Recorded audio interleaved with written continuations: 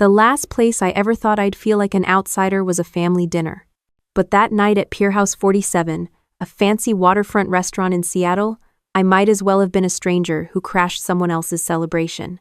Everyone was there: my parents, my brother, my sister Valerie, her husband, a few family friends. The table looked like something out of a lifestyle magazine. White linens, crystal glasses, $300 bottles of wine. The kind of dinner that screams, "We're doing well," even when half the people at the table can't stand each other. I had just gotten back from my final year serving with the Air Force, now working as a defense systems analyst in Tacoma. I thought it would be a nice idea to show up, look decent, maybe remind my family I existed. Valerie had invited everyone to celebrate her huge milestone, closing her first luxury real estate development. I didn't know at the time that the only reason I was included was so she'd have someone to humiliate. The moment I arrived, Valerie gave me that tight, fake smile she used when she wanted to look generous in front of others.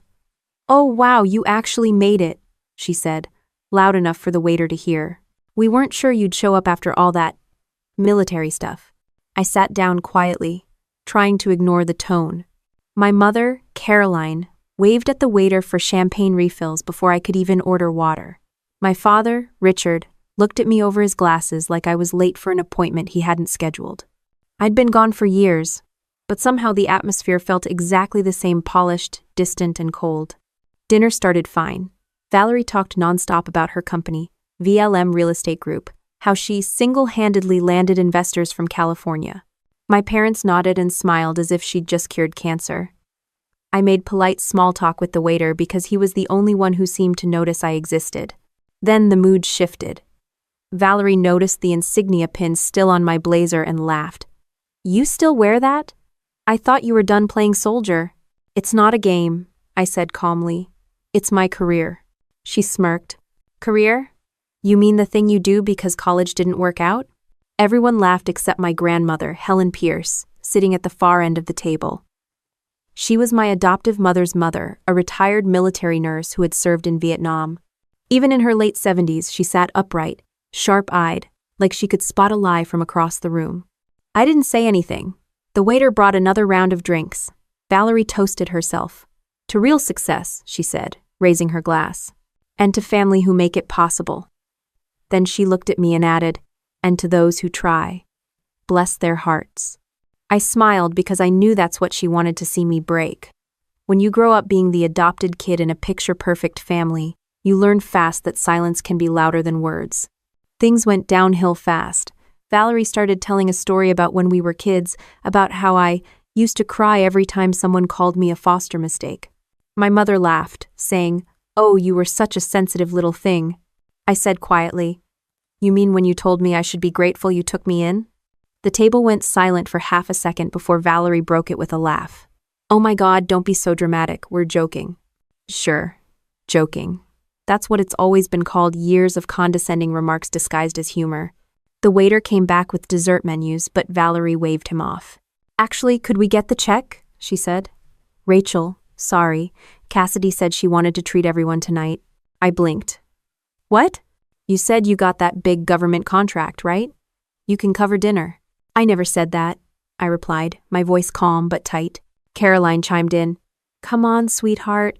It's just dinner. You've been doing well. It's time you give back a little."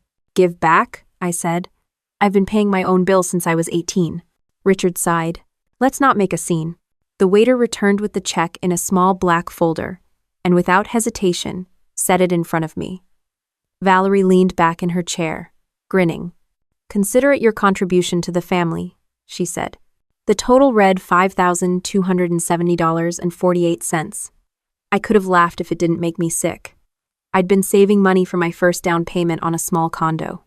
This one dinner could wipe out months of budgeting. I looked at each of them, my parents, my siblings, and saw no shame. Not even discomfort, just entitlement wrapped in polite smiles. It hit me that I'd been sitting here for hours waiting for something that was never going to come: acceptance. My grandmother cleared her throat softly, her eyes narrowing. "Valerie," she said, "that's enough." "But," Valerie shrugged. "Oh, relax, Grandma. Cassidy's fine. She's used to discipline, right?" My jaw tightened. I could have walked out, thrown the bill in Valerie's face, told the entire restaurant exactly what kind of people they were. But that's not what we do in the military. We pick our battles. I took a slow breath, slid my credit card into the folder, and handed it back to the waiter. My hands didn't shake. I wasn't angry anymore, just tired. When the waiter came back, Valerie clapped her hands. Perfect. Same time next month? I didn't answer. I just stood, thanked the waiter quietly, and turned to leave. Behind me, I could still hear them laughing, glasses clinking like nothing had happened. As I walked through the lobby, I caught my reflection in the mirror, neat uniform, good posture, no visible cracks. To anyone else, I looked fine, but something inside me had shifted. Outside, the night air hit me, cold and sharp. The wind from the bay carried that faint smell of salt and diesel. For the first time, it didn't make me feel calm, it made me feel awake. My phone buzzed with a text from Valerie. Don't take it personally, it's just a joke. I stared at it for a long time, then deleted the message. Some jokes are just cruelty with better lighting. I got into my car and sat there for a minute, engine off, staring at the glow of the restaurant lights reflecting on the water. It was almost beautiful, almost enough to make me forget that I'd just been humiliated by the people who were supposed to be my family. Almost. I took a deep breath, straightened my jacket, and started the car. Somewhere in the back of my mind, I could still hear my grandmother's voice from years ago. When they show you who they are, don't argue. Just remember. That night, I remembered everything. The road back to Tacoma was silent, except for the sound of rain slapping the windshield. I didn't turn on the radio. I didn't need any more noise. My mind kept replaying Valerie's smirk, my mother's calm indifference, and the way my father said, "Let's not make a scene," like my humiliation was an inconvenience. By the time I pulled into my apartment parking lot, I felt hollow, but not broken, just recalibrating. Inside, the apartment smelled faintly of coffee and jet fuel. The scent of the base cafeteria seemed to follow me everywhere. I hung up my blazer and walked straight to the corner of my living room, where an old olive green trunk sat against the wall. My military chest. It held the only things that ever made sense. Medals, deployment patches, a few photos, letters from my unit, and a folded American flag from my last posting in Qatar. I unlocked it and pulled out a stack of folders, half filled with personnel forms and retirement paperwork. Beneath them was something I hadn't touched in years, a small wooden box my grandmother Helen had mailed me when I turned 25. She told me not to open it unless the day ever came when family stopped pretending. I figured that day had arrived. Inside the box were a few old photos me as a 5-year-old with pigtails, grinning at a playground, a birthday card signed, "Love, Grandma Helen," and a sealed envelope with my name in her neat cursive. I opened it carefully. "Cassidy, I've watched the way they treat you since you were little. They hide it behind manners, but cruelty wrapped in silk is still cruelty. If you ever find yourself humiliated by them again, come see me. There's something you deserve to know. Grandma Helen." I sat back in my chair, holding the letter like it was something radioactive. Helen never exaggerated. If she said there was something to know, it meant there was evidence. I went through the rest of the box and found a manila envelope marked "Adoption, Confidential." My stomach twisted. Inside was a copy of my adoption record. I'd seen it once before, when I was a teenager.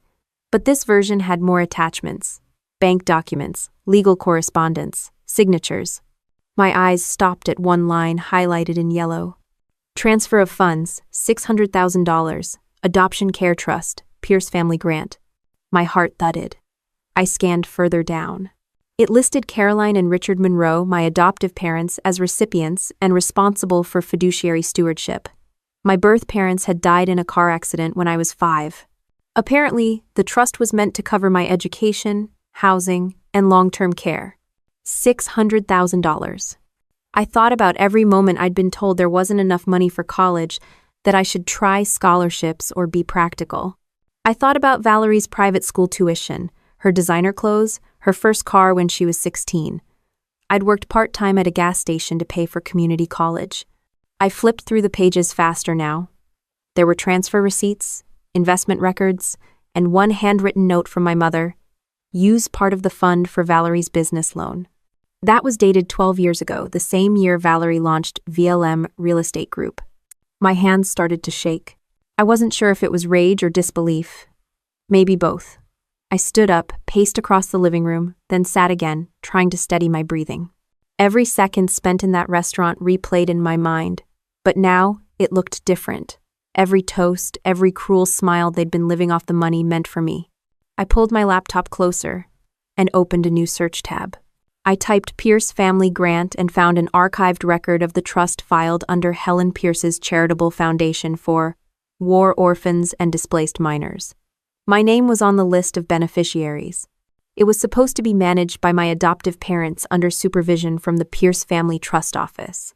But the trust office had been dissolved 5 years after my adoption. Guess who had signed the closure notice? Richard Monroe. I felt my stomach drop.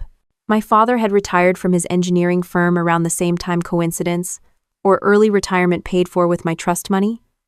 I checked my bank account out of habit. A couple thousand in savings. Enough for rent, food, and a used car that rattled above 60 miles per hour.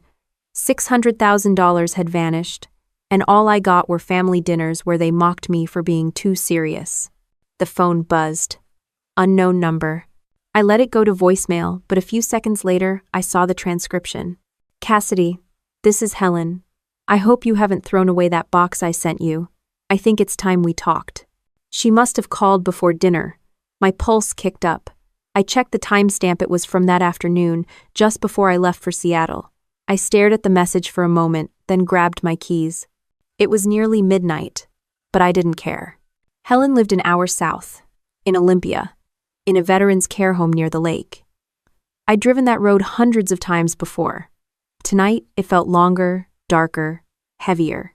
The kind of drive where you have too much time to think. By the time I reached the facility, the night staff recognized me and let me in without question. Helen's room was dim, the soft hum of medical monitors filling the air. She was awake, reading under a small lamp, her glasses perched halfway down her nose. You look like someone who's been through hell, she said, without looking up from her book. I just came from dinner, I replied. That explains it. She closed the book and set it aside. They did something, didn't they? I sat down across from her. You knew. I suspected. Caroline and Richard aren't evil, but they're greedy in a quiet, polite way. That's worse. I pulled out the envelope from my coat and placed it on her table. The adoption trust. $600,000. They took it. Helen didn't flinch. I know. I found out years ago, but I needed proof before confronting them. You just brought me the last piece. My throat felt tight. Why didn't you tell me? Because you were still hoping they'd change, she said softly. And I didn't want to be the one to kill that hope. But now you've seen who they really are. Her tone wasn't angry. It was surgical, precise, controlled. The voice of someone who'd seen too many battles to waste emotion on shock. They used my money to build Valerie's company, I said. She made me pay that bill tonight like she was testing how much humiliation I could take. Helen leaned back slightly, studying me. And how much can you take? Enough, I said, but not again. She smiled faintly. Good. Because I'm not planning to let them win. I've been revising my will. Everything I have will go to you. I shook my head. That's not what I want. I know, she said. That's why you deserve it. Nah. For a moment, neither of us spoke. The room was quiet except for the steady beep of the heart monitor. Helen finally reached across the table and took my hand. Her grip was still strong, firm, the kind of touch that steadies you whether you want it to or not. They think you'll walk away, she said. That's how people like them survive. They count on your silence. I met her eyes. Then, I guess it's time to remind them I didn't spend 8 years in the Air Force learning how to stay silent. 1. Helen's mouth curved into a knowing smile. Good. Because, Cassidy, what comes next won't be about revenge. It'll be about justice, and you'll need to fight it like a soldier. She turned off the lamp beside her bed. The room fell into soft shadows, but her words stayed sharp and clear in the dark, ringing louder than the machines around her. The morning light cut through the blinds when I woke up in the guest room at Helen's facility. I hadn't meant to stay the night, but she'd insisted after our talk. You can't fight a war on an empty tank, she'd said before disappearing into her room. I sat up slowly, head still heavy from lack of sleep. For once, I wasn't thinking about my family, I was thinking about strategy. Helen was already awake, sitting by the window with a cup of black coffee and her tablet open. She was watching some old military documentary, probably to remind herself the world used to make more sense. "You always wake up this early?" I asked, rubbing my eyes. "Old habits. You'd be amazed how much trouble starts after 0600. She motioned toward the chair next to her. "Coffee's hot. Sit." I joined her, still in the same clothes as the night before. The coffee was bitter but strong, typical Helen. She nodded toward the folder on her lap. "I didn't sleep either. You weren't wrong about the money. I checked the last archive statements. They moved it through shell accounts tied to Valerie's company." I leaned forward. "Can we prove that?" "Oh, we can do better than that," she said. "I still have friends who owe me favors. Lawyers, auditors, a few old soldiers who now sit in very boring offices. People who know how to pull records without alerting anyone." I smiled despite myself. "You're dangerous for a 78-year-old. "Flattery will get you nowhere," she said, grinning. "I didn't spend a career patching up Marines just to die quietly while my daughter launders adoption money." She turned the tablet toward me. A chart filled the screen: arrows, transfers, offshore accounts.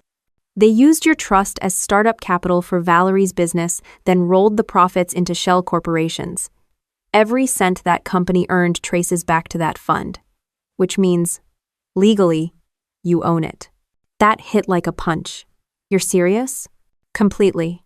And I intend to make sure it's on record before I go." "Helen," I started. "Don't talk like that." She gave me a long look, the kind that said she'd already accepted the truth. "Pancreatic cancer. Stage 4. Found out 2 months ago." I sat back in silence. The only sound was the faint hum of her oxygen machine. She broke the silence first. "Don't make that face, soldier. I've had a full life. Raised kids, buried friends, saved lives. I can live with my body giving out as long as I don't leave behind a legacy of thieves." My chest tightened. "I didn't know." "You weren't supposed to," she said. "I wanted to finish this first. Clean up the mess your adoptive parents made." The way she said adoptive was sharp enough to draw blood. Helen reached for a small wooden box on the table and opened it. Inside were papers, some typed, others handwritten. "These are copies of everything you'll need. Bank transfers, corporate filings, signed statements. If they ever try to deny it, this will bury them." I picked up one of the documents, a signed check from the Pierce Family Trust, marked "For Adoption Care Expenses, endorsed by Caroline Monroe." The date matched exactly when Valerie had started her company. Helen leaned back, her eyes on the window. "You know what the hardest part of aging is?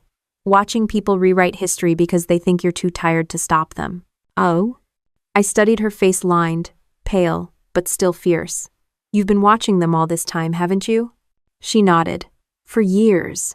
The family dinners, the insults, the money talk. I saw how they treated you, how they treated each other. I stayed quiet because I thought maybe they'd grow out of their greed. Turns out, greed ages better than people." A nurse knocked on the door with Helen's medication. She waved her off. "Later," she said. "We're discussing war plans." "Oud I woo." The nurse smiled, clearly used to this. "You and your granddaughter always talking strategy," she said, then left. "Granddaughter," Helen repeated after the door closed. "I like the sound of that." I swallowed hard. "You are my real grandmother."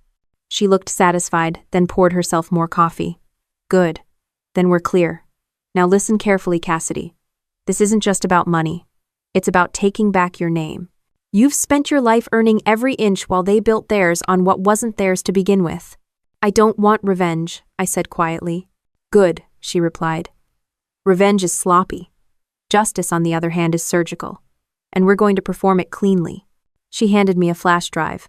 "Everything's backed up here. Copies are already with my lawyer. When the time comes, you'll know what to do."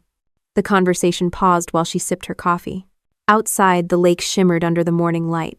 Ducks glided across the water, oblivious to the quiet warfare being planned upstairs. Helen's gaze followed them. "You know, when I was in Da Nang, there was a nurse who used to say, 'No one gets out of this world clean.' She was right. But I'll be damned if I leave it dirty." Her humor was dry, but the edge in her tone carried weight. I realized then she wasn't just preparing to expose them, she was preparing me to outlive them with dignity intact. I leaned forward. "What happens when they find out?" "They already suspect," she said. "Caroline called last week, asking odd questions about my will. Valerie's been dropping by with wine, pretending to care. They smell something coming. Let them. I look down at the flash drive, feeling the weight of it despite its size. They'll come after me. Or, of course they will, she said simply. That's what cowards do when they realize the power balance has shifted. Let them throw the first punch. You'll win by standing still. Her calmness was unnerving and reassuring at the same time. I asked, what about Richard? He's the quiet one. Quiet doesn't mean harmless. He's the one who handled the accounts. Without him, Valerie would still be flipping condos instead of running fake empires. They all played their parts. Helen leaned closer. You're not going to confront them yet. You'll gather your proof, stay professional, stay invisible, let them think they've gotten away with it. Until? Until they're too comfortable to hide. Her voice softened then. Cassidy, you have something they'll never understand: discipline. You know when to act and when to wait. Use that. I nodded slowly. You really believe I can pull this off? I wouldn't waste my last months on a lost cause, she said. A faint smile crossed her lips as she looked toward the hallway. Thomas will drive you home later. He's been my driver for 30 years, loyal as they come. If you need to move anything quietly, call him. I exhaled, trying to take it all in: the plan, the cancer, the flash drive, the weight of everything suddenly resting on my shoulders. Helen stood, using her cane for balance. Now, come help me to the porch. The sun's too nice to waste. I followed her outside. The air was crisp, the lake reflecting the clear blue of early morning. Helen settled into a chair with a blanket over her knees. You know, she said, I used to think forgiveness was the end of a story. Turns out, it's just another weapon. Some people don't deserve to be forgiven, they deserve to be exposed. She glanced at me with that same sharp, knowing look. Tell me something, Cassidy. When they made you pay that dinner bill, how did it make you feel? I thought for a moment, like I finally saw them clearly. Helen smiled faintly. Good. Clarity is where every real fight begins. The breeze shifted, carrying the faint scent of cedar from the trees lining the lake.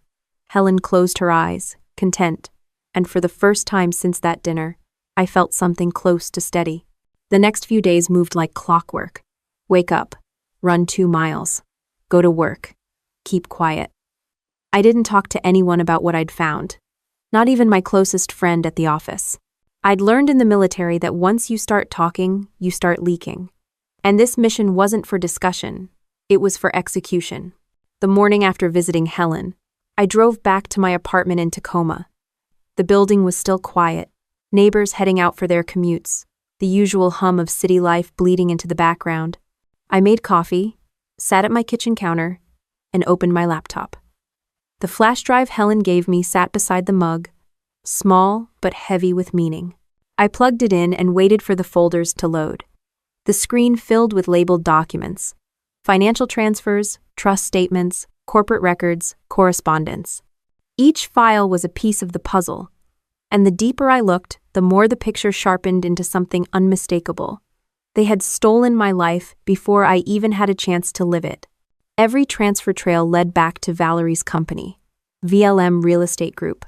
I opened a corporate registry database and cross-checked it.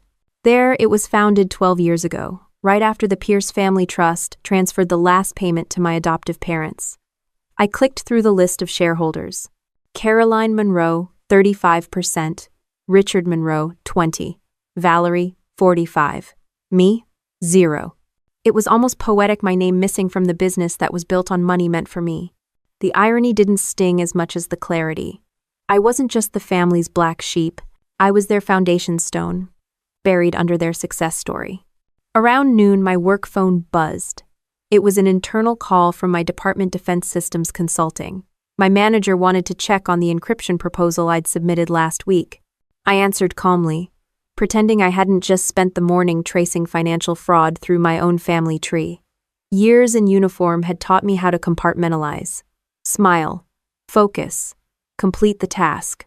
After work, I stopped by a small cafe downtown.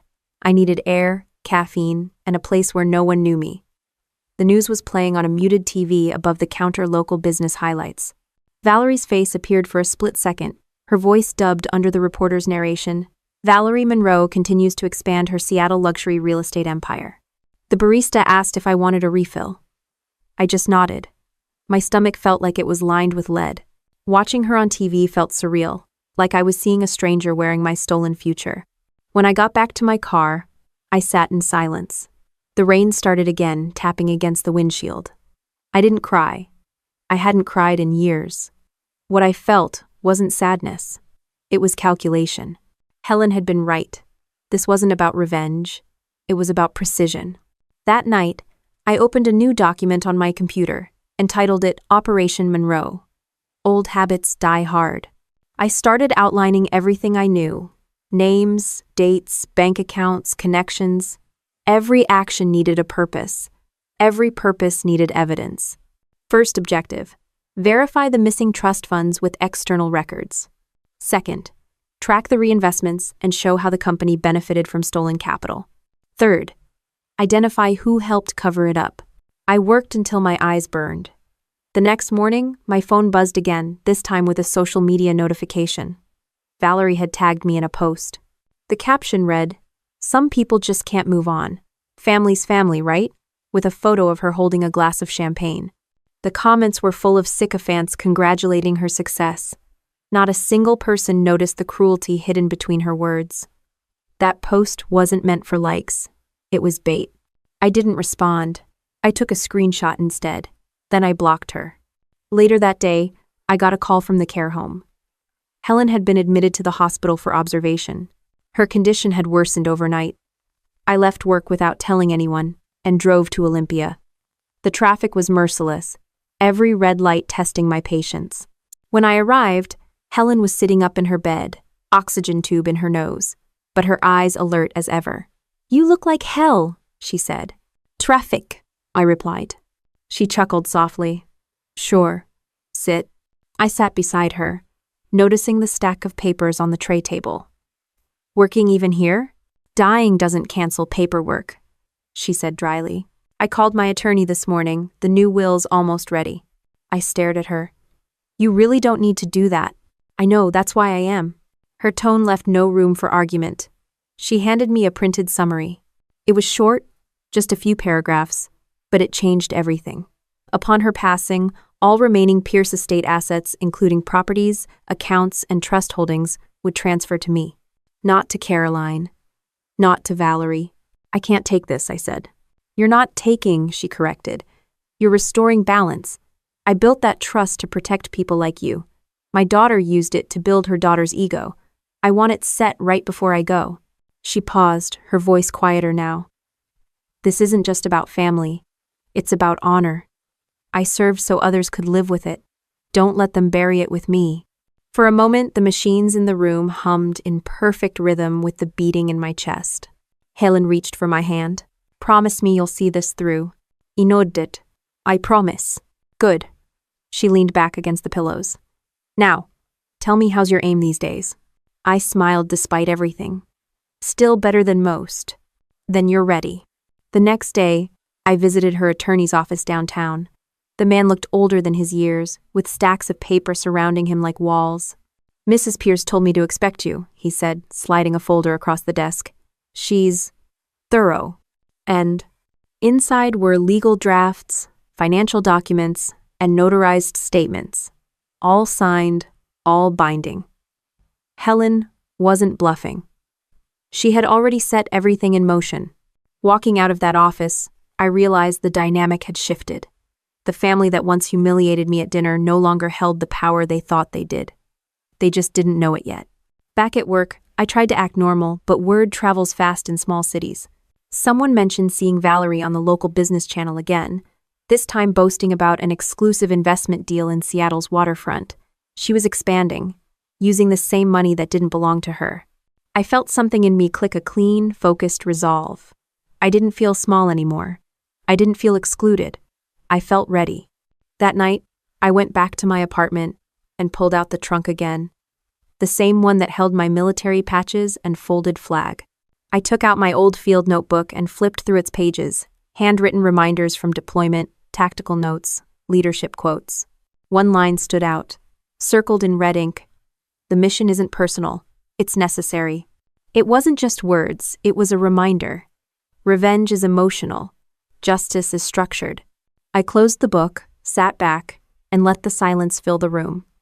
The city outside hummed faintly, cars passing, sirens echoing somewhere distant. I didn't feel the need to move. Not yet. Some fights don't start with noise, they start with stillness. And as the night settled, the silence around me stopped feeling empty. It started feeling like focus. The first rule they teach you in military intelligence is simple. Never start digging unless you're ready for what you'll find. The second rule is even simpler: document everything. I hadn't planned to return to that mindset, but my laptop was already filled with spreadsheets, account numbers, and timestamps by the end of the week. My old training had come back like muscle memory. I didn't even think about it. I just started operating like I was back on assignment. My civilian job gave me all the cover I needed.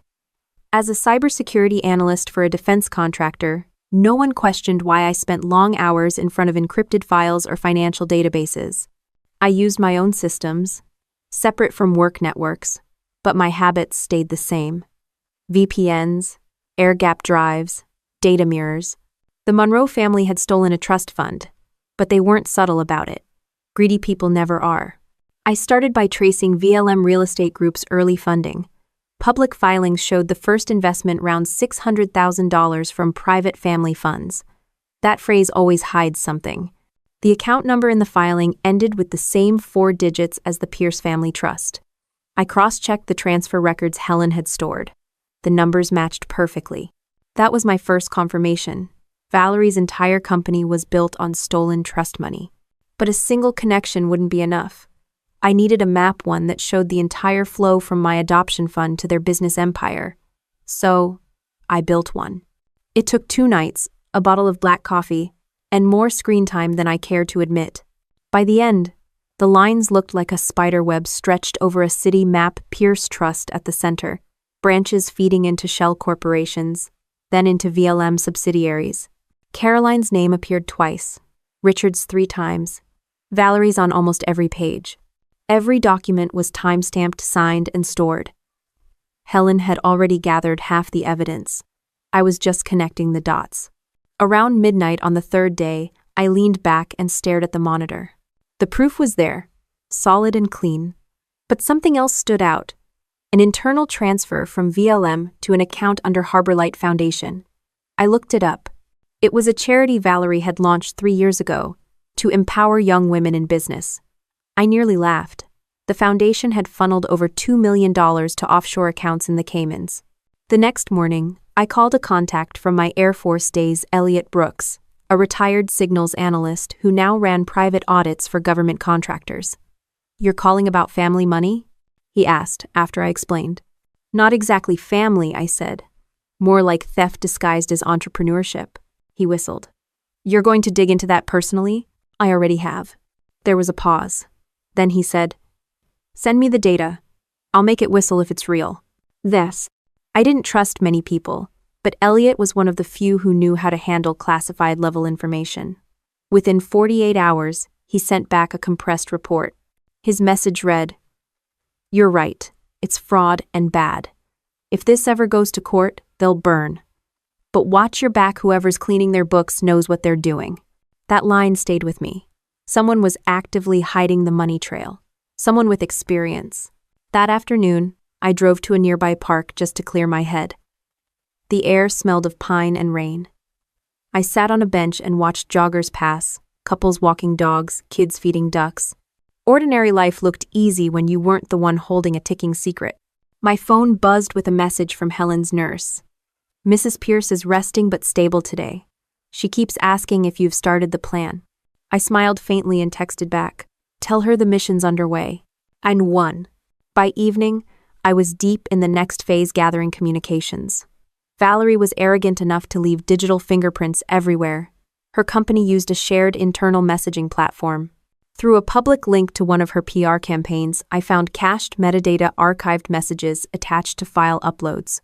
One of them was from her to Caroline. "If that soldier girl ever asks where the adoption fund went, just tell her we spent it on her therapy sessions. Nobody checks those records." Now, I sat frozen for a moment. There it was, proof of intent. Proof they knew exactly what they'd done. I saved the message, encrypted it, and backed it up to multiple drives. Then I printed it. There's something grounding about holding evidence in your hands, something that reminds you this isn't just pixels, it's truth. Later that night, as I was sorting through files, I got an email from Valerie. No subject, no greeting, just, "You always were nosy. Careful where you dig. Some things are better left buried." I stared at it for a long minute, then deleted it. Digital threats only work if you acknowledge them. The next day, I met with a financial investigator who occasionally consulted for federal agencies. Her name was Dana, sharp-eyed, efficient. We sat in a quiet cafe while she flipped through the summary I'd printed. "This isn't small-time embezzlement," she said. "It's systemic fraud. You could hand this to the state attorney right now." "That." "I'm not handing it to anyone yet," I said. "Not until I know Helen's safe and I understand how deep it goes." Dana studied me for a second. "You sound like you're planning an operation." I smiled. Force of habit. When I left the cafe, the rain had turned to mist, the city glowing under streetlights. I drove back to Tacoma and parked outside my building, engine idling. Across the street, I saw a black SUV that hadn't been there before. The driver's face was hidden behind tinted glass. It could have been anyone: delivery, security, random commuter. Still, my instincts didn't like coincidences. I noted the license plate before heading upstairs. Back inside, I checked my home security feed. The SUV drove away 5 minutes later. No one had approached the door, no sign of forced entry. Maybe paranoia, maybe not. I went to the kitchen and poured a glass of water. The silence felt heavier than usual. It wasn't fear, it was readiness. My computer chimed with a new message. Elliot again. He'd found something buried in the financial logs. "Your father," he wrote, "didn't just transfer money. He built an entire holding company in your name. Closed it 2 months later after moving funds through it. It looks like they used your ID to make it look clean. Identity fraud. It wasn't just theft anymore, it was impersonation." I exhaled slowly. The room felt smaller. They hadn't just taken money. They'd used my name to hide their crimes. Every humiliation suddenly made sense. Keeping me small, quiet, disconnected, that was their strategy all along. The documents Helen had given me weren't just evidence of greed. They were proof of a coordinated cover-up. And that meant the next step wouldn't be digital. It would be personal. I printed the full report and locked it in the trunk under my bed with the rest of Helen's files. My military chest was starting to look more like an evidence vault than a memory box. As I closed the lid, the faint hum of traffic outside faded into a steady rhythm. Every sound, the refrigerator clicking, the rain tapping, the distant echo of sirens merged into one quiet certainty. This wasn't about who they were anymore. It was about who I refused to be. The first thing I noticed when I walked into Helen's hospital room was the smell of lilies. Someone had filled 2 vases with flowers so white they almost glowed under the fluorescent lights. Helen sat propped up against her pillows, an IV line in one arm, her eyes sharp despite the oxygen tube. "You look like you haven't slept in days," she said, her voice thin but steady. "I haven't," I admitted. "Good, it means you're doing something useful." I smiled faintly. She could still command a room without moving an inch. On the tray next to her bed sat a thick envelope sealed with her lawyer's stamp. I didn't ask what it was, I already knew. Outside the door, I could hear voices. Caroline's sharp, controlled tone, Valerie's louder, dripping with fake concern, Richard's low baritone murmuring something about timing. Helen raised an eyebrow. "They're here." "Of course they are," I said. News travels fast when money's involved. The door opened before I could say more. Valerie entered first, wearing a designer coat like she was stepping into a board meeting instead of a hospital room. Caroline followed, her expression painted with practiced sadness. Richard came last, carrying a bottle of wine because nothing says family support like Pinot Noir in a cancer ward. "Mother," Caroline began, "you should have told us you were this sick." Helen looked unimpressed. "I told you, you just didn't listen." "I mean not." Valerie walked to the foot of the bed, her heels clicking like punctuation marks. "We were so worried," she said sweetly. "You should have called me. I could have arranged better care." "Like you arranged that real estate scam?" Helen replied. The words landed hard. Valerie's smile froze, but she recovered quickly. "I don't know what you're talking about," she said. "Sure you do," Helen said. You've been laundering my granddaughter's adoption fund through your company for over a decade. I may be old, but I'm not senile. The room went silent. Caroline's eyes darted toward me. Cassidy, what are you doing here? Standing where I belong, I said. Helen gestured toward the envelope. Since you're all here, let's make this official. The door opened again. A man in a gray suit stepped in, the family lawyer, Mr. Garner. He nodded politely and took a seat beside Helen's bed. Mrs. Pierce asked me to read her new will, he said. Caroline's hand twitched. New will? Yes, Helen said, her tone calm.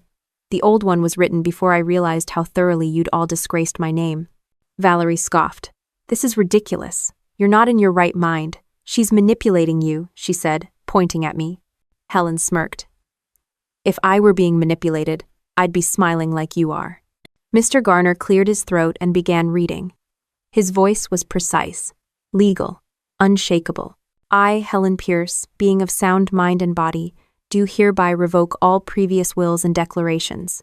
I leave the entirety of my estate, real, financial, and charitable, to my granddaughter, Cassidy Monroe. Valerie's jaw dropped. Caroline's face drained of color. Richard muttered something under his breath that sounded a lot like a curse. You can't do that, Caroline snapped. The Pierce estate has family obligations. It does, Helen said. To family. You stopped qualifying when you started stealing. Valerie took a step closer, voice rising.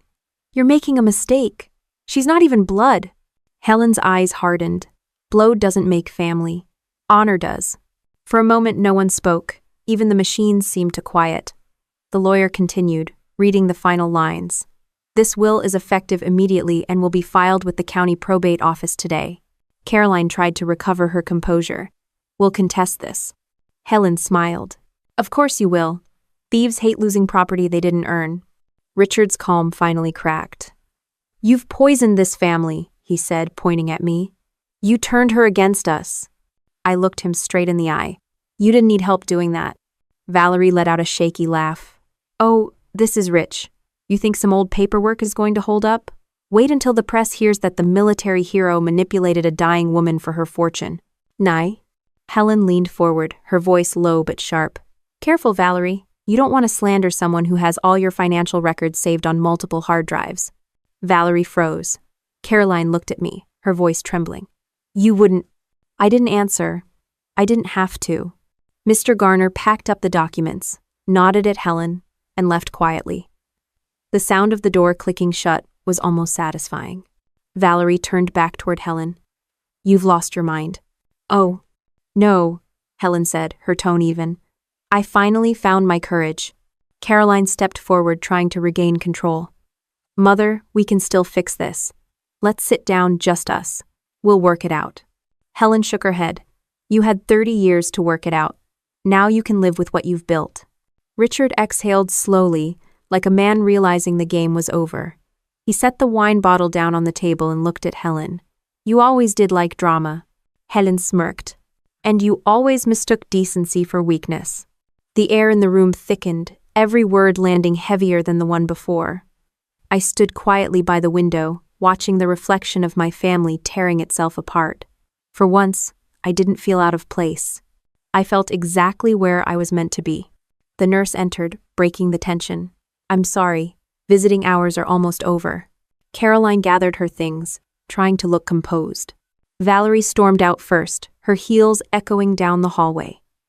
Richard followed, muttering about lawyers. Caroline hesitated at the door, turning back to Helen. You're making a mistake, she said softly. Helen smiled faintly. No, dear. I'm correcting one. When they were gone, Helen let out a breath. Well, she said, that was satisfying. I laughed quietly. You planned that perfectly. Of course I did, she said. You don't get to my age without learning timing. I sat beside her. They'll fight this, you know. Let them. They'll waste money and pride doing it. Meanwhile, you'll be free. The nurse returned to adjust her IV, giving us a polite smile before leaving again. Helen leaned back against her pillows, eyes half closed. You know what I liked best about that whole performance?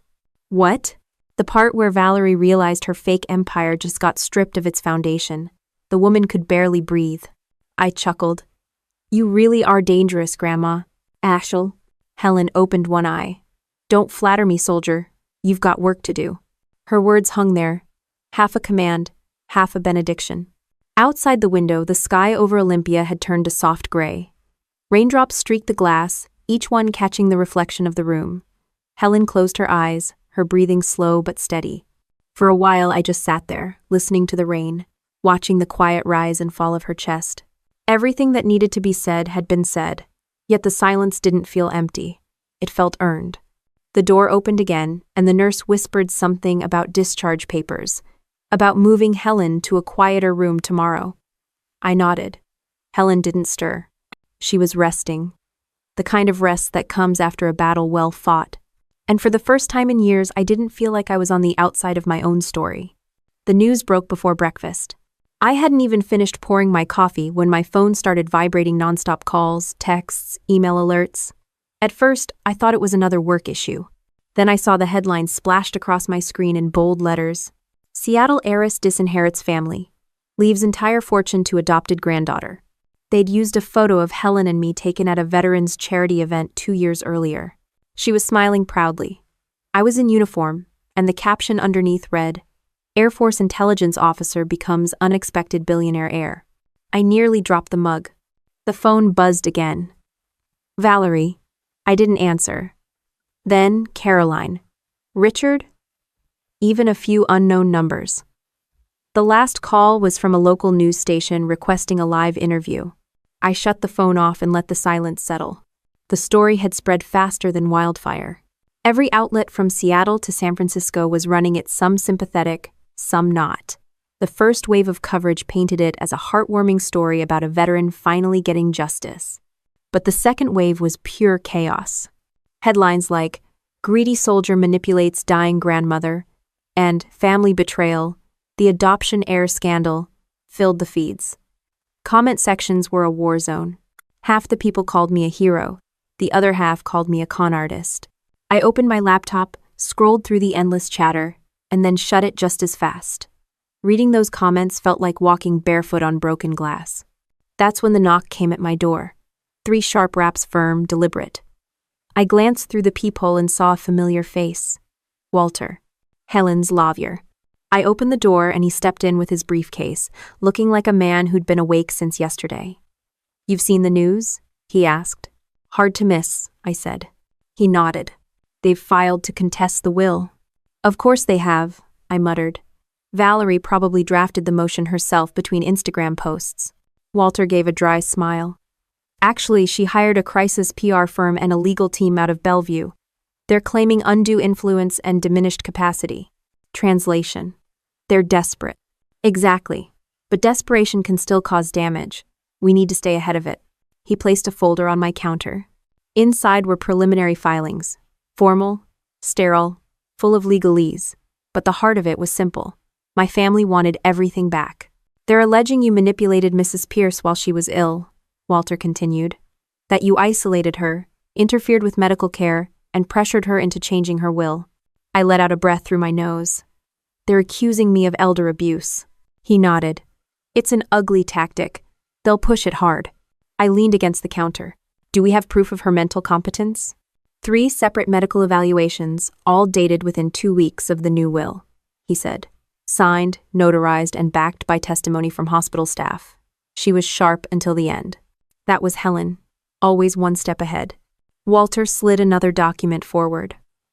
The bigger issue is public perception. Valerie's already contacted multiple journalists. She's painting herself as the victim. He opened his tablet and played a short clip. Valerie was sitting in a studio, perfect lighting, perfect hair, tears carefully balanced in her eyes. I loved my grandmother, she said, voice trembling just enough. We were close until Cassidy came back into her life. After that, everything changed. My grandmother became distant, confused, manipulated. I watched in silence as the reporter nodded sympathetically. You think Cassidy Monroe influenced the will? I don't want to accuse anyone, Valerie said, lowering her gaze.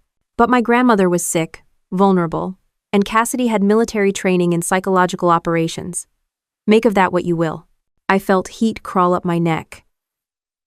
She's implying I brainwashed her? Walter sighed. It's a calculated smear. It'll trend for days. The video cut back to the anchor, summarizing the ongoing investigation.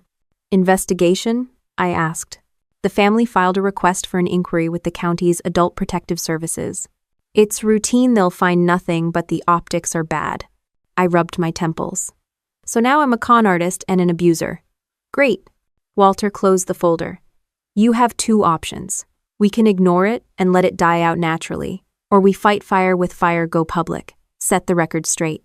I thought of Helen's last words before she fell asleep in that hospital bed. Don't let them bury your honor with me.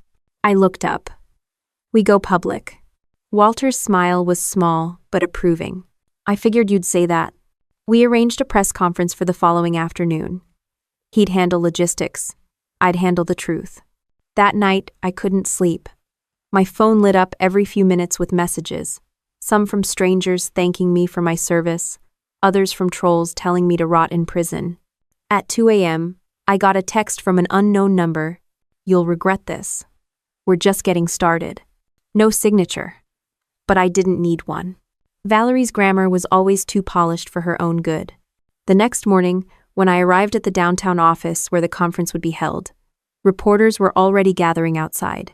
Cameras, microphones, flashes, the whole circus. Walter met me at the entrance. You sure about this? He asked. Completely. Inside, the room was set with a podium, microphones, and a backdrop showing Helen's Foundation logo. I stood behind the podium, took a breath, and faced the cameras. Good afternoon, I began. I'm not here to defend myself. I'm here to defend the truth. I told them everything, how I was adopted into a family that spent years reminding me I wasn't one of them, how they stole the money meant for my care and used it to fund their lifestyles, how Helen discovered it, confronted them, and chose to make things right. I spoke plainly, without drama, without tears. When I mentioned Helen's military service as a nurse during the Gulf War, I saw a few reporters lower their pens, listening instead of judging. Then I said, the woman who raised me believed that honor means protecting what's right, even if it costs you everything. That's what she did. That's what I'm doing. The room was quiet when I stepped back. Walter fielded the legal questions, then ended the conference. Outside, the reporters swarmed, but I walked straight through. By evening, the internet had shifted. The clips of my speech were everywhere. The public mood was changing. People started to see through the Monroe's performance. Valerie's interview was now being dissected frame by frame, her crocodile tears compared to my straight answers. Still, victory never comes clean. That night, as I was reviewing messages, one headline caught my eye. Valerie Monroe's on-camera breakdown. The truth behind the heiress meltdown. I clicked the video. It showed her storming out of an interview, shouting at a producer, her voice caught on a live mic. That soldier stole everything, she brainwashed Grandma for money. The internet did what it always does, it devoured her alive. Commentators called her entitled, manipulative, cruel, memes, flooded the feed within hours. My phone buzzed nonstop again, but this time the messages were different. Good for you, Cassidy. She got what she deserved. Irony. Finally, someone stands up to these spoiled brats. For once, the noise didn't hurt. It just confirmed what I already knew. Helen had turned the tide before she ever left. I poured another cup of coffee and stared out the window. The night sky reflected against the glass, the city glowing below. I didn't feel triumphant. I just felt steady. The truth had finally stepped into the light, and the people who built their lives on lies were choking on it. The courthouse smelled like old wood and cold coffee. Cameras flashed outside as Walter and I walked up the stone steps. He looked calm, professional, unreadable, the kind of man who'd seen too many families destroy themselves over inheritance. I wasn't nervous. Not anymore. I'd spent years being humiliated in front of these people. A courtroom wasn't going to shake me. Inside, everything felt sterile and slow. The bailiff called names, lawyers shuffled papers, reporters filled the back benches. Valerie sat at the defense table, wearing a black suit like she was auditioning for a sympathy documentary. Caroline sat beside her, pretending to dab her eyes, and Richard leaned back, arms crossed, pretending this was all beneath him. I didn't look at them. My eyes stayed on the judge, Honorable Diane Miller, a woman known for her no-nonsense rulings. She entered without ceremony, adjusted her glasses, and spoke in a voice that could silence a riot. "We're here regarding the contested will of the late Mrs. Helen Pierce," she said. "Let's proceed." Valerie's lawyer stood first, tall and smooth-talking, the kind of man who used charm to disguise the rot underneath. "Your Honor," he began, "this case is about compassion. My clients, the Monroes, are a loving family blindsided by manipulation. We will show that the deceased was coerced into rewriting her will under undue influence by the respondent, Miss Cassidy Monroe." He used my full name like it was an insult. I just crossed my legs and kept my face neutral. When he finished, Walter rose. He didn't waste time. "Your Honor, this case isn't about compassion. It's about accountability. The evidence will show that the Monroes defrauded their own family trust for decades, stole funds meant for the respondent's upbringing, and used intimidation and humiliation to keep her silent." Mrs. Pierce, fully aware and of sound mind, corrected that wrong. He didn't raise his voice once.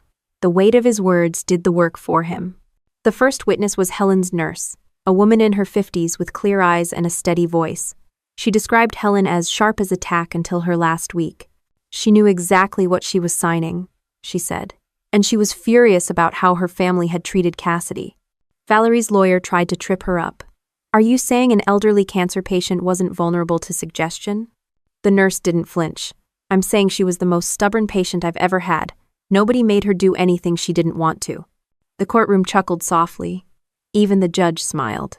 Next, Walter presented the financial documents, the same ones I'd spent nights piecing together. Transfers, account records, shell companies, the whole blueprint of their fraud.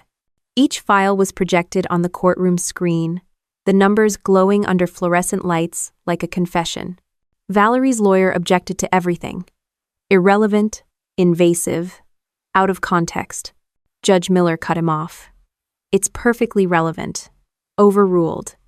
When my turn came to testify, I took the stand without looking at my family. Walter asked simple questions: how I discovered the documents, what Helen told me, what I experienced growing up in their house. I spoke plainly. No dramatics, no tears. They made it clear I wasn't part of the family, I said. They used my birth story as a punchline. And when they thought they'd gotten away with what they stole, they made me pay for their dinner as a final reminder of my place. And Annette. Valerie rolled her eyes so hard I thought they might stick. Her lawyer tried to discredit me. "Miss Monroe, isn't it true you have military training in psychological operations?" "Yes," I said. "And isn't it true such training could be used to manipulate someone emotionally?" "Not unless they deserve it," I replied. The courtroom laughed again. The judge smirked but quickly returned to her notes. When Valerie took the stand, the energy in the room changed. She was all fake composure, voice trembling at carefully chosen moments. "I loved my grandmother," she said. "I just wanted what was fair." Walter stepped forward for cross-examination. "Fair?" he asked. "Like using stolen adoption funds to start your company?" Valerie hesitated. "That money was given to my parents." "Given for Cassidy's care," Walter said. "And your company's first investment round came from those exact funds. You used that money, didn't you?" "I don't recall," she said weakly. Walter tapped his tablet. "Would you recall it better if I played this?" He hit play. The courtroom speakers filled with Valerie's own voice, her message to Caroline. "If that soldier girl ever asks where the adoption fund went, just tell her we spent it on therapy sessions." The silence that followed was electric. Valerie's face went pale, her hands tightening into fists. Caroline tried to whisper something, but the damage was done. The judge leaned forward. "Is that your voice, Miss Monroe?" Valerie hesitated. "It's been taken out of context." Judge Miller raised an eyebrow. The context being fraud? No one laughed this time. The rest of the session went downhill for them fast. Richard's testimony fell apart under simple questioning. Caroline tried the sympathy angle, claiming confusion, then accidentally confirmed one of the wire transfers. Their lawyer objected so many times it became comedic. By the afternoon recess, everyone in the room knew how this would end. When court resumed, Walter presented Helen's signed medical evaluations, 3 doctors confirming her mental competence. The reports were concise, professional, airtight. Then came the final exhibit, the video deposition Helen had recorded just a week before she died. The screen lit up with her face frail but fierce, eyes steady on the camera. If you're watching this, she said, it means they're contesting my will. So let me be clear. I wasn't manipulated. I wasn't confused. I was angry. Angry that people I loved took advantage of a child and pretended it was kindness. Cassidy deserves everything I've given her. She earned it with strength, integrity, and grace. My only regret is that I didn't do this sooner. Valerie's lawyer objected, claiming emotional influence. The judge overruled it instantly. When the video ended, the courtroom was dead silent except for the hum of the air conditioner. Judge Miller took off her glasses and spoke slowly. I've reviewed the evidence, the testimony, and the documentation. It's overwhelming. She glanced toward my family. The Monroes have not only failed to prove undue influence, but have demonstrated a pattern of financial misconduct and abuse. Caroline started to cry. Valerie stared straight ahead, her jaw tight. Richard rubbed his temples. The judge continued. Therefore, I am ruling in favor of the will as executed. The estate of Helen Pierce will remain under the sole control of Cassidy Monroe. Additionally, restitution of the misappropriated adoption funds, totaling $2.3 million with accrued interest, is ordered payable within 90 days. A collective gasp rippled through the room. Valerie's lawyer tried to object again, but the judge cut him off with a single look. Court adjourned, she said, slamming her gavel. The sound echoed through the chamber like a gunshot. Reporters surged forward as we exited, microphones waving, flashes going off like strobe lights. Walter guided me past them, saying nothing. Outside, the air felt brighter than it had in years. Down the courthouse steps, I caught sight of Valerie shouting into her phone. Caroline slumped beside her, Richard pacing like a man, watching his empire crumble. For once, I didn't feel small under their shadow. Justice didn't roar, it whispered, and that whisper was louder than all their noise combined. By the time I got home from court, the entire city had seen the verdict. It was on every local news channel, trending on social media, replayed in slow motion like a public execution. Clips of Valerie's face, stiff, wide-eyed, humiliated, were spliced beside Helen's recorded words. The contrast was cinematic. My inbox flooded with messages from strangers. Some thanked me for standing up for decency. Others wanted interviews, book deals, speaking engagements. A few offered sympathy wrapped in curiosity, like they wanted front-row seats to whatever came next. I ignored all of it. The only thing that mattered was that Helen's name was clean again, and her estate, her life's work, was finally in the hands of someone who wouldn't corrupt it. Walter called that evening. Congratulations, he said simply. Feels strange to call it that, I replied. I know. Justice always feels a little hollow when it finally lands. He paused. But you did good, Cassidy. Helen would be proud. I believed him. Still, it didn't feel like victory. It felt like balance restored after too many years of tilting the wrong way. The next morning, I woke to the sound of reporters shouting outside my apartment building. Someone had leaked my address. I peeked through the blinds and saw a small crowd. Cameras, microphones, flashes. A few neighbors were filming the chaos from their balconies. I didn't panic. I just packed a bag, grabbed my car keys, and slipped out through the back alley. By noon, I was at Helen's estate overlooking Lake Washington. Thomas, her longtime driver, opened the door with a knowing nod. I figured you'd come here, he said. It's quiet, safe. Inside, the place felt like a museum frozen in time. Helen's books still lined the shelves, her scent faintly clinging to the curtains. The staff had been reduced to a skeleton crew, all loyal to her memory. Thomas poured coffee and left me alone in the study. The house was silent, except for the sound of water lapping against the dock outside. I opened Helen's desk drawer and found a small notebook labeled, For Cassidy. Inside were short handwritten notes, reminders, ideas, quotes from soldiers and leaders she admired.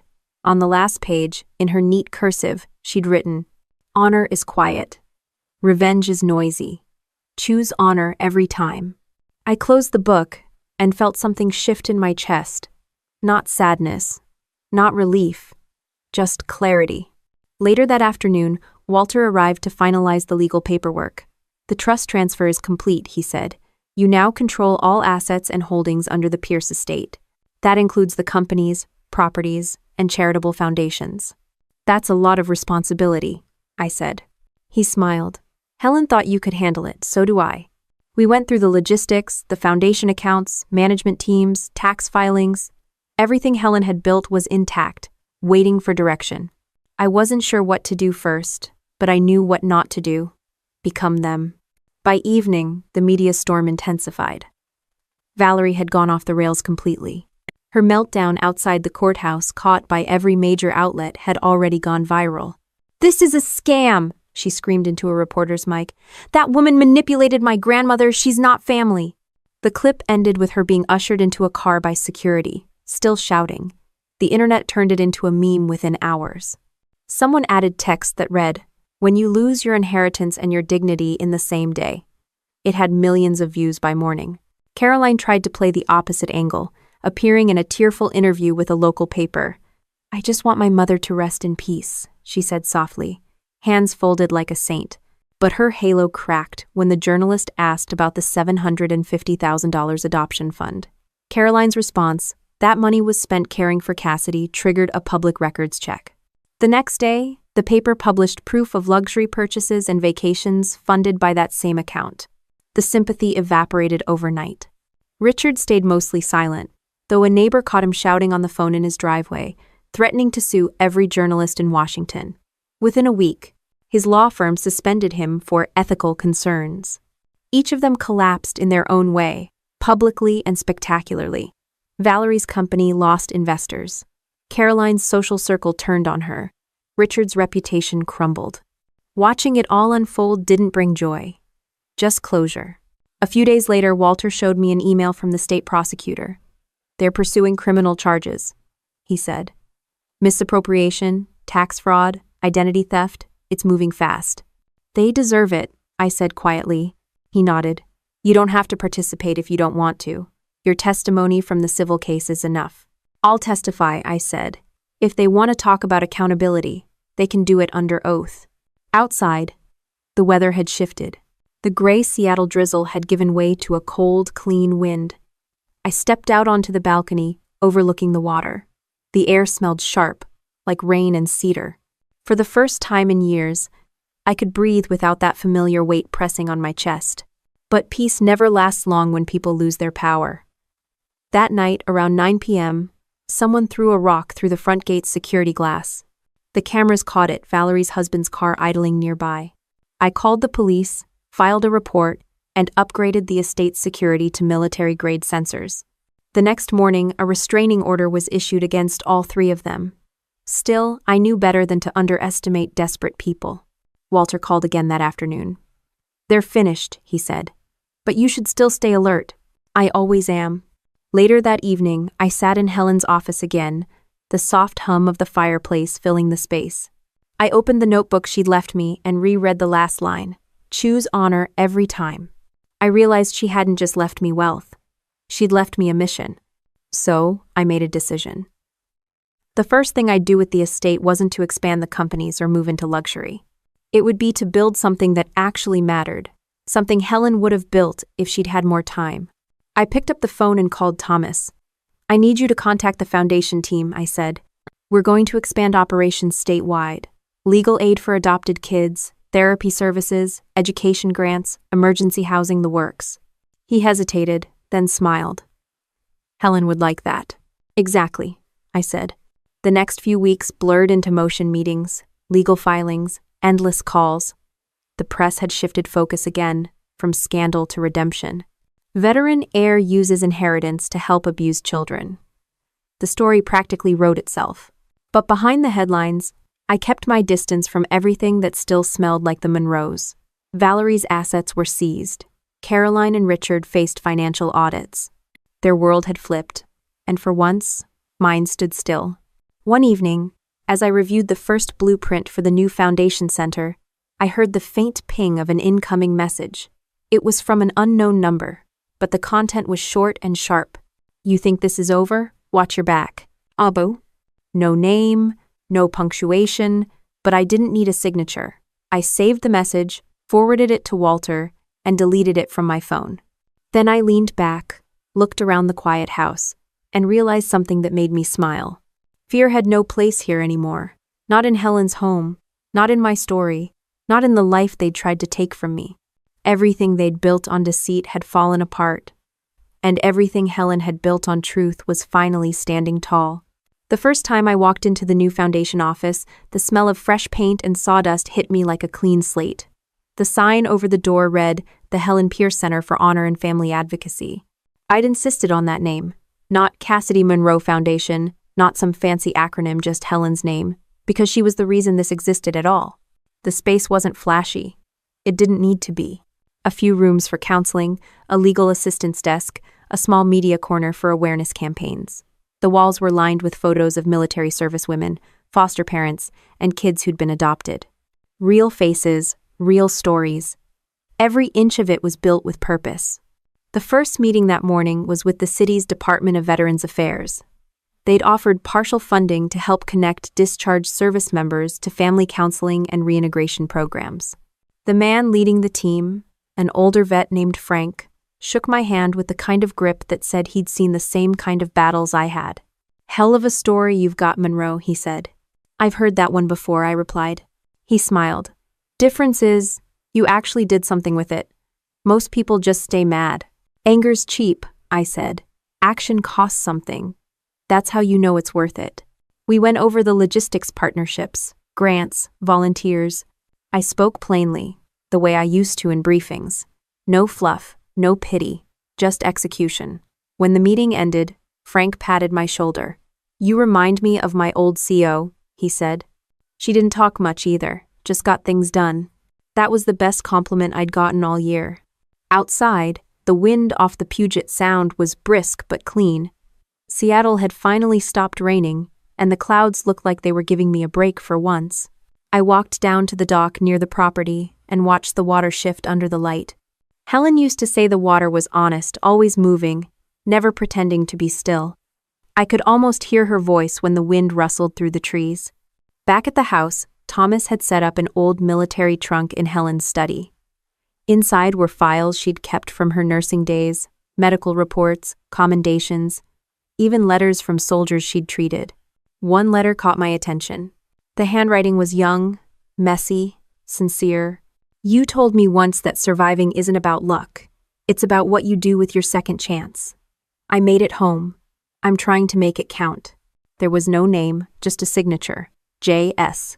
I folded the letter and placed it on her desk. That line, "Make it count," became the motto for the foundation. We printed it on the wall above the reception desk. People needed to see it when they walked in, especially the ones who didn't believe they had anything left to give.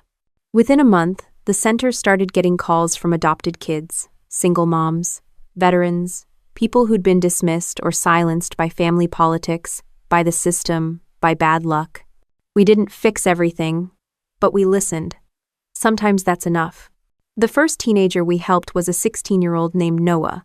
His foster parents had drained his college savings for a family trip. He reminded me too much of myself at that age. Quiet, polite, always apologizing for taking up space. We helped him file for restitution and got him into a scholarship program.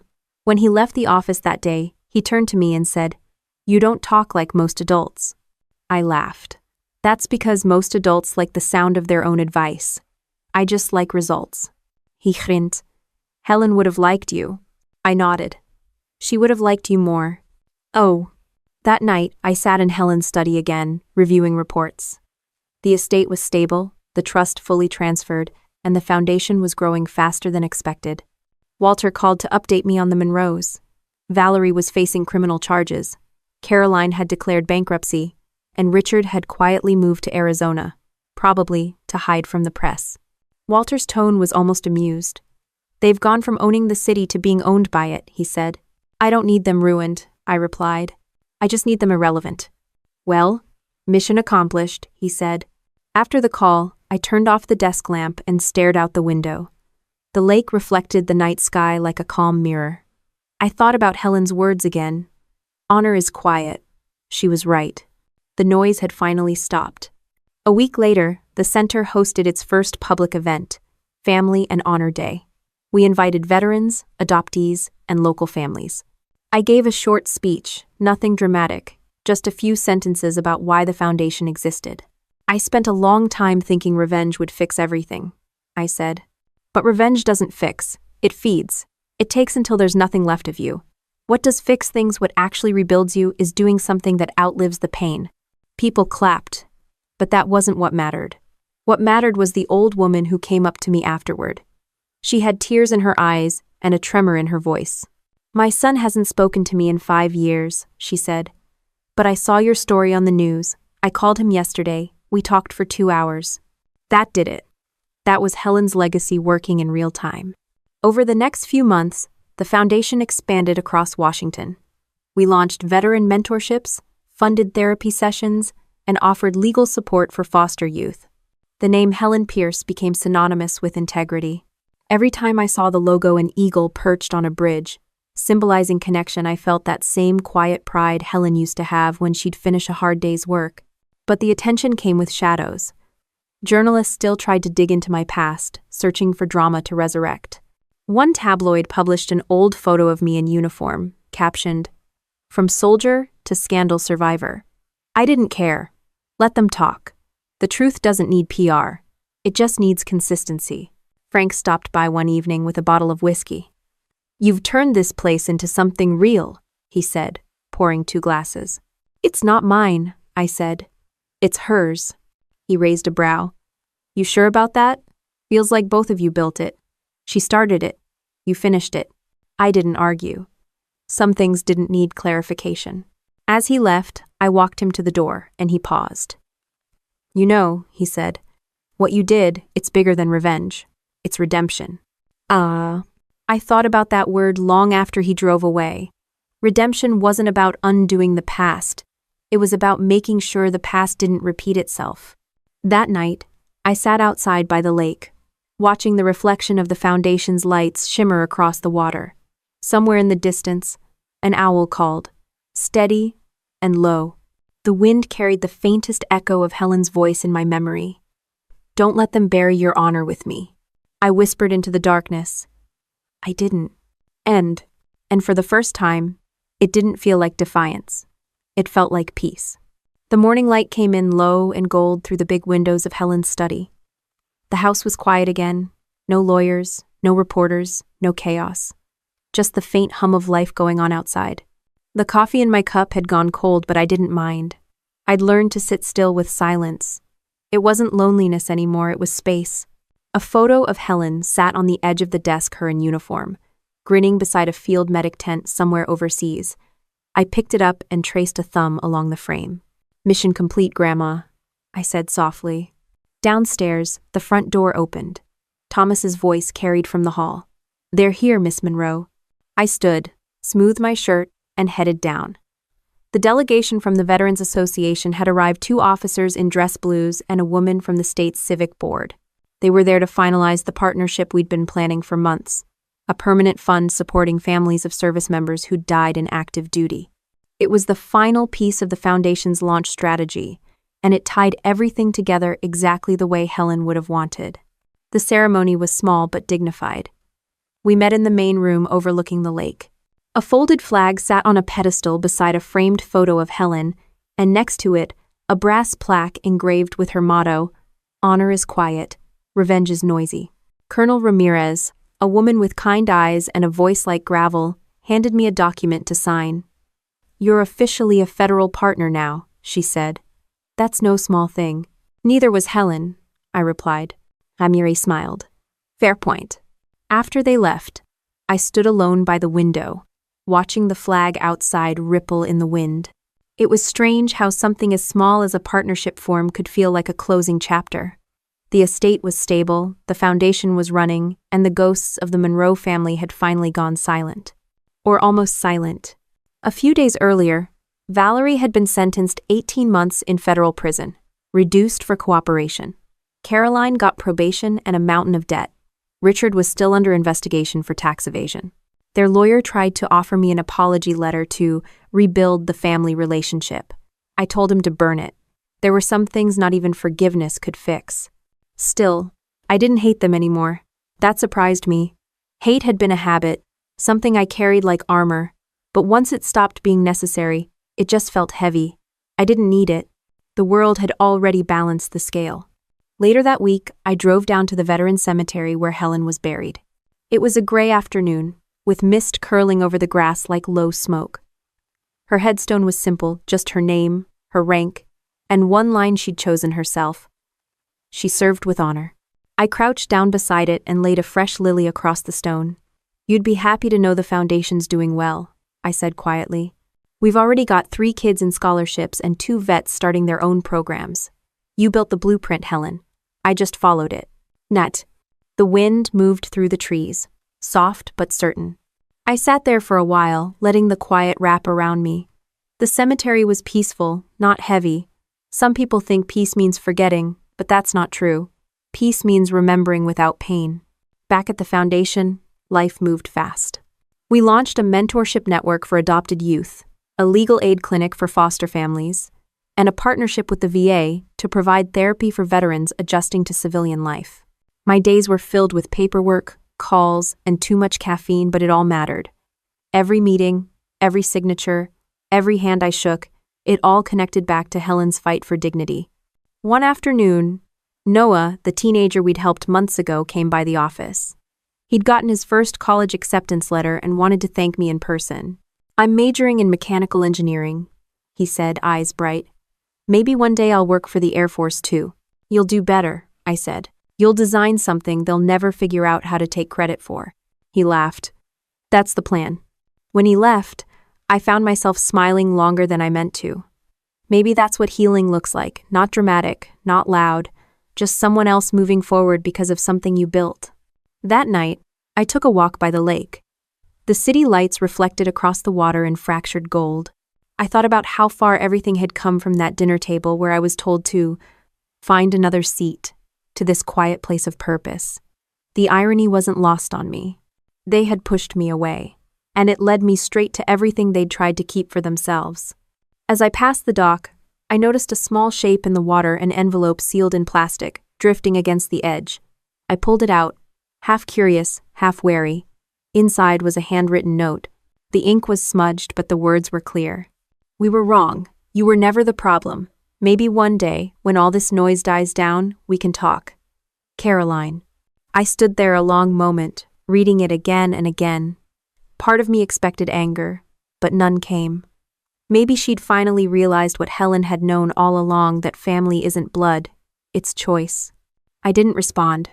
I folded the letter and placed it in Helen's notebook, between the pages about forgiveness and resilience. It didn't need an answer. The silence between us said enough. The next morning, the foundation hosted a ceremony for local veterans. The room was full uniforms, families, laughter, tears. Frank gave a short speech about integrity and service. When it was my turn to speak, I didn't prepare anything. I just walked to the podium, looked at the crowd, and said, "Sometimes justice doesn't look like punishment. Sometimes it looks like peace." People nodded. Some smiled. A few cried quietly. And for the first time, I didn't feel like I was performing my story, I was living it. After the ceremony, I stood outside with Frank, watching the sunset smear the sky in copper and pink. "You did it," he said. "We did it," I corrected. He chuckled. "Helen would have made you a hell of a commander." "She already did," I said. As the sun dipped behind the trees, the first lights flickered on inside the foundation building. The golden glow spilled out across the courtyard, catching on the brass letters of the sign Helen Pierce Center for Honor and Family Advocacy. The reflection shimmered across the lake, stretching toward the horizon. For a long while, I just stood there, hands in my pockets, breathing in the cool air. Everything around me, the water, the quiet, the purpose, it all felt exactly right. And when I finally turned to go inside, I caught myself whispering the words that had carried me through every step of this journey. Honor isn't something you inherit. It's something you earn, one choice at a time.